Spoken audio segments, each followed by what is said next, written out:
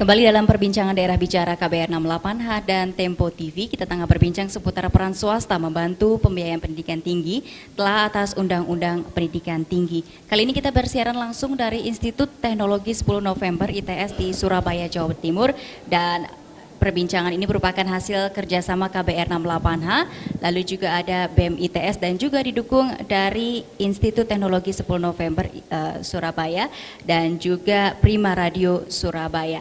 Sekali lagi yang ingin bergabung, mohon maaf kita tidak bisa menerima telepon Anda, tapi Anda bisa mengirimkan pesan singkat ke 0812-118888181. Jangan lupa cantumkan nama serta alamat singkat Anda. Pak Patono, Pak Daniel dan juga Mas Jahid, sebelum kita berlanjut, sudah ada yang nggak sabar ingin bertanya langsung kepada tiga narasumber kita atau mungkin menyatakan pendapatnya terkait dengan Undang-Undang Pendidikan Tinggi, khususnya keterlibatan swasta untuk membantu pembiayaan pendidikan tinggi. Silakan sebutkan nama dan dari fakultas mana. Assalamualaikum warahmatullahi wabarakatuh. Waalaikumsalam. Selamat pagi. Perkenalkan, nama saya Ditya Kurniawan. Saya dari Institut Teknologi 10 November, Fakultas Teknologi Industri, jurusan Teknik Fisika. Begini Pak, saya ingin menanyakan, tadi kan dijelaskan bahwasannya PNBP pada itu adalah sekitar 12,5 triliun. Kemudian yang dibebankan kepada mahasiswa itu adalah sekitar 9 triliun. Sisanya adalah kerjasama dengan industri. Dengan pembiayaan swasta, di sini artinya berharap pembiayaan dari mahasiswa itu akan sedikit berkurang. Nah, tapi pada faktanya kita melihat di lapangan, itu adalah ITB, UI, IPB itu adalah lebih mahal dibandingkan dengan kampus saya sendiri, yaitu dengan ITS. Nah, ini bagaimana ini seperti ini? Artinya di sini perlu dipertanyakan lagi, apakah memang benar dengan peran swasta seperti ini bisa mengurangi beban dari mahasiswa itu sendiri? Kita melihat secara fakta, iya kan? Saya sebagai mahasiswa melihat secara fakta, ITB, UI dan UGM itu lebih mahal dibandingkan dengan kami. Nah, yang saya takutkan di sini, yang pertama adalah seperti ini Pak, di saat kerjasama dengan industri, yang pertama, jika PTN itu sendiri tidak dapat bekerja sama dengan industri, maka yang akan dibebankan untuk regulasi pendidikan adalah mahasiswa itu sendiri. Nah, jangan-jangan praktek-praktek seperti inilah yang akan terjadi di kampus kita tercinta ini. Nah, selain itu kita melihat ya, bahwasanya pemerataan pendidikan di Indonesia ini kalau saya melihat masih belum merata Pak. Nah, dengan tidak perataan seperti ini, dengan adanya sistem pendidikan seperti ini yang bekerja sama dengan swasta, otomatis perguruan tinggi yang lebih baik dia akan mendapatkan pekerjaan kerjasama dengan swasta yang lebih banyak. Nah, otomatis di sini bagaimana nasib perguruan tinggi yang saya masih kurang. Nah, ini saya mempertanyakan seperti itu. Lah lantas bagaimana dengan nasib mahasiswa mahasiswa yang berada di bagian belahan timur sana? Pendidikan mereka masih belum cukup. Apakah mereka harus mencari biaya pendidikan yang tinggi? Oke. Selain itu yang saya ingin tanyakan yang kedua adalah masalah ini, Pak. Masalah kerjasama dengan seandainya pun ini terjadi ya. Nah, otomatis nanti akan ada penekanan dari pihak swasta yang pertama. Nah, ini sejauh apa penekanan dari pihak swasta? Ya, soalnya seperti ini Pak. Saat pihak swasta pasti menginginkan bekerja sama dengan industri, pasti dia menginginkan outputan yang sesuai dengan apa yang dibutuhkan. Otomatis ini saya takutkan nanti pihak swasta ini menekan terhadap kurikulumnya, ya kan, kurikulum pendidikan kita. Nah, di sini saya menakutkan artinya peran fungsi kita sebagai mahasiswa nanti tidak ada lagi. Kita ditekan untuk dijadikan sesuai dengan outputan kurikulum itu sendiri. Nah, ini bagaimana? Itu yang kita pertanyakan sekali lagi. Ya. Mohon maaf apabila ada kata yang salah. Assalamualaikum warahmatullahi wabarakatuh. Waalaikumsalam. Terima kasih Dika untuk pertanyaannya. Tepuk tangan sekali lagi. Ini semua pada khawatir ya intinya Pak Patono ya. Mungkin bisa dijelaskan nanti lalu ke Prof Daniel ya, lalu juga ke Jahid. Silakan. Jadi karena saya sudah tua, itu hitung-hitungannya itu ingatannya maksimum cuma 3 gitu ya. Yang lebih 3, yang keempat itu saya lupa ya. Yang pertama tadi ada pertanyaan mendasar. SPP-nya ITB, SPP-nya UI itu jauh lebih mahal daripada ITS, gitu kan ya. Kemudian padahal pendapatan dari kerjasama industri itu lebih besar. Ya, berarti kan tadi statement yang menyatakan bahwa semakin besar pendapatan dari kerjasama akan semakin mengecilkan SPP. Ada satu variabel yang tidak diperhitungkan tadi, yaitu variabel yang disebut sebagai biaya kuliah tunggal. Ya, biaya kuliah tunggal. Biaya kuliah tunggal itu adalah biaya pendidikan yang saya hilangi biaya investasinya, saya hilangkan juga biaya rutinnya, ya, kemudian tinggal biaya operasional tapi yang sudah dikurangi biaya rutinnya. Itu adalah biaya kuliah tunggal.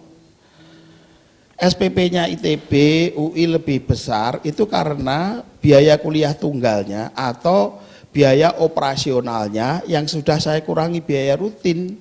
ITB sama ITS itu berbeda. Ya. ITS itu biaya kuliah tunggalnya untuk jurusan-jurusan yang paling besar itu adalah 8,7 juta, 8,9 juta per semester per orang. Kalau sekarang mahasiswa itu membayar, termasuk anak saya, membayar 1,8 ya. Ya, 1,8 itu berarti yang 8,9 saya kurangi 1,8 itu adalah yang bayar adalah ya pemerintah. Di samping rutin sama yang investasi. Swasta.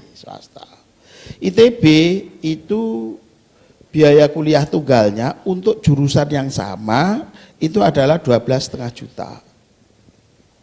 Ya, 12,5 juta. Nanti saya akan setelah selesai acara ini. Ya. Jadi di ITB itu untuk menyelenggarakan kuliah yang tadi dikurangi biaya investasi, dikurangi biaya rutin, itu per mahasiswa per semester itu 12,5 juta. Contohnya ini untuk dosen-dosen, juga untuk mahasiswa. Kalau dosen ITS itu dibayarnya murah. Ya. Satu jam satu SKS itu antara berapa? 50-30 sama 50.000. ITB itu 200.000. 200.000. Ya, sehingga bayarnya itu mahal. Tapi kualitasnya itu juga nggak ada di ITB itu. Saya orang ITS, saya bangga dengan ITS, ya. Tapi saya lebih bangga lagi kalau ITS jauh lebih baik dari ini, gitu ya. Di sana nggak ada kuliah yang satu semester itu cuma 4 kali, 5 kali, 8 kali itu nggak ada, ya. Aturannya itu sangat ketat, tapi insentifnya itu juga besar. Apakah ITS lebih baik atau tidak lebih baik dari ITB itu hanya wacana. Ini sebelum ke sini, cirinya negara yang maju itu adalah negara kalau kalah sedikit saja itu merasa kalahnya itu sangat besar. Tahun 80-an waktu neraca perdagangan Amerika itu defisit terhadap Jepang, maka salah satu industri yang dia itu sangat kalah itu adalah di otomotif sama elektronik, gitu ya. Dibentuk tim untuk mempelajari kenapa kok kalah. Nah, di situ dia itu mengatakan sebetulnya kalahnya itu sedikit, tetapi di Amerika sendiri itu besar-besar, kayaknya itu kalahnya itu telak sekali, maka timbul semangat untuk memperbaiki. ITS juga gitu harusnya. Kalau saya katakan bahwa Citizen Index ITB dosennya itu satu dosen itu 2,5. Ya. Untuk jurnal internasional itu satu dosen 2,5. Jumlah paten paling besar paling banyak itu IPB. Ya, kalau nggak salah itu 300 berapa gitu tiap tahun. Ya. Secara data-data faktual, ITS itu Citizen Index-nya satu dosen itu mungkin belum sampai 1, ya, paling setengah. ITB 2,5 satu dosen itu. Baik. Jumlah paten yang ditemukan itu juga ya di kita masih sedikit. Itu harusnya menjadi cambuk kita. Kita itu harus merasa kalahnya itu lebih besar daripada itu perasaan kita, supaya kita itu ya punya semangat untuk ngejar. Singkat-singkat Pak Pardono, ya, terkait intervensi itu tadi. Intervensi, jadi gini, perguruan tinggi itu punya otonomi, dijamin oleh Undang-Undang nomor 12. Pemerintah aja nggak boleh mengintervensi, apalagi swasta. Pemerintah yang ngasih uang perguruan tinggi, pendidikan tinggi itu 3,5 triliun. Itu nggak punya kekuasaan untuk mengintervensi akademik. Apalagi swasta paling ngasihnya itu nggak sampai 1 triliun. Masa mau Intervensi. bisa mengintervensi. Kemudian di dalamnya itu dijaga oleh governance. Kebijakan paling tinggi undang-undang sudah disebutkan, kemudian di operasionalnya supaya itu tidak terjadi, maka governance di dalamnya itu diatur. Kebijakan-kebijakan non akademik yang secara umum itu ditetapkan oleh Majelis Wali Amanah.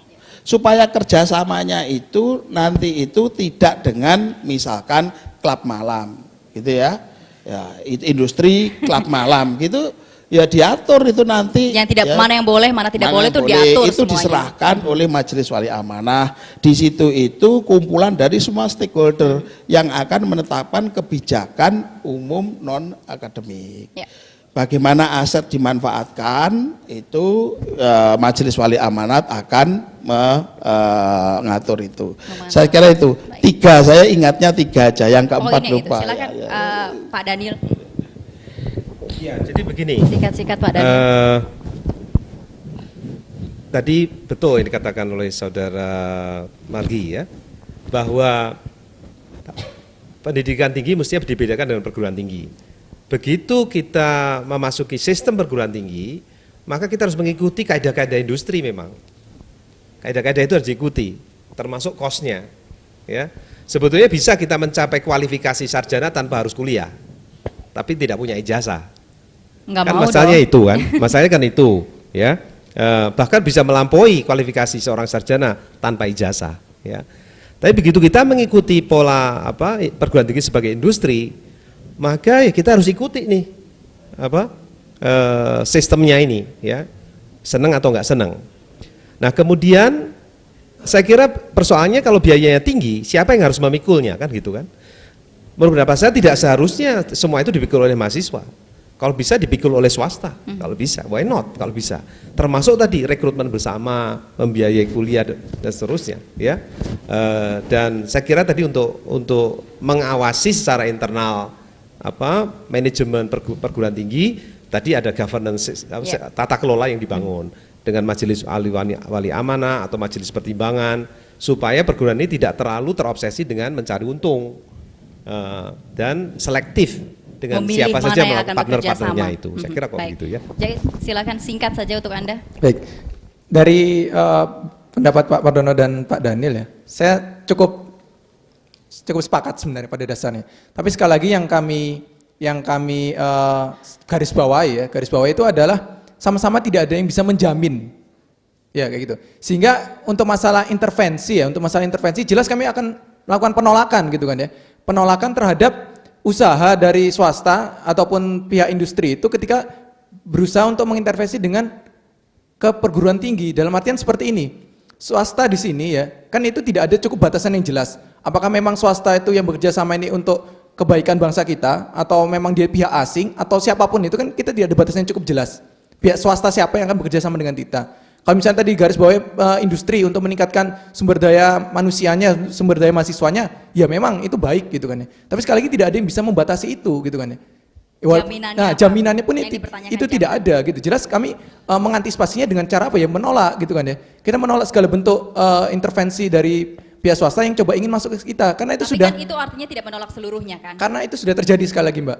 Karena itu sudah terjadi di salah satu perguruan tinggi yang ternyata bentuk usahanya seperti yang tadi dibilang oleh Pak Daniel itu masih belum cukup kreatif gitu kan bentuk usahanya. Misalnya dengan membuka jalur masuknya cukup banyak, menerima mahasiswanya cukup banyak juga, atau dengan kerjasama dengan salah satu pihak kafe misalnya, dia bisa buka di kampus kayak gitu kan ya. Itu kan sungguh sangat ironis sekali kayak gitu kan ya. Kalau misalnya kerjasama yang dilakukan itu adalah mengarahnya ke sana.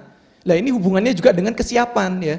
Seperti tadi yang saya garis bawahi adalah kesiapan perguruan tinggi semuanya itu tidaklah sama gitu kan. Berbeda-beda. Nah, itu kalau misalnya tadi yang detail adalah IPB, TB, UI, oke lah, oke. Tapi bagaimana perguruan tinggi yang lainnya? Saya tidak bisa menjamin juga itu akan cukup membantu untuk mereka. Ketika memang diberikan kekuasaan luasa untuk itu, justru malah bentuk usaha-usaha yang tidak kreatif tadi itu yang justru ditakutkan masuk. Gitu. Justru Baik. itu yang dimanfaatkan oleh pihak asing kan seperti Baik. itu. Terima kasih Jahit. Lebih lanjut seputar diskusi ini kita akan jeda sejenak, kita akan kembali usai jeda berikut.